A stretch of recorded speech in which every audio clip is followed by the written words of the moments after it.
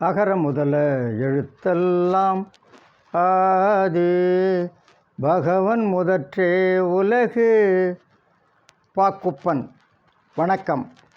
இன்று என் கதறல் வாங்குவோம் நாலடி.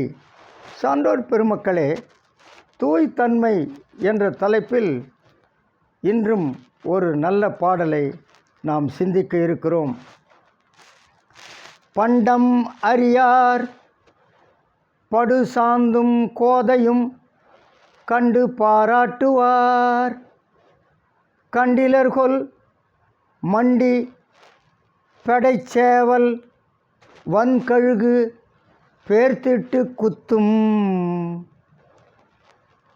கண்டிலர்கொல் மண்டி பெடைச்சேவல் வன்கழுகு பேர்த்திட்டு குத்தும். முடைச்சாகாடு அச்சு இற்று உழி. நாலடியார் அழகாக சொல்கிறாரு. உடம்பாகிய இந்த பண்டத்தின் இயல்பை அறியாதவர்கள்தான் இந்த உடம்பில் பூசப்படும் சந்தனத்தையும் அணியப்பெறும் மலர் மாலையையும் பார்த்து பாராட்டுவார்கள்.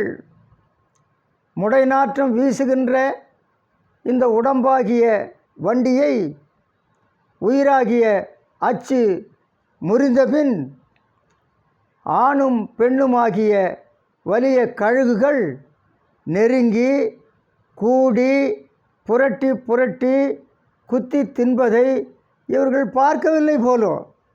ஏப்போ அதெல்லாம் நீங்கள் பார்க்கலையா கேட்குறார் நாலடியார்.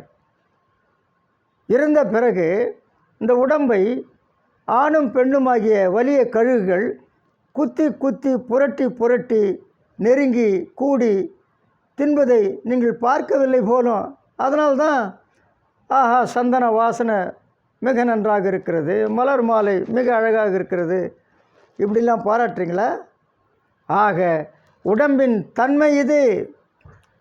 இந்த உடம்பின் தன்மையை அறியாதவர்கள்தான் இப்படி அதை பாராட்டுகின்றனர்.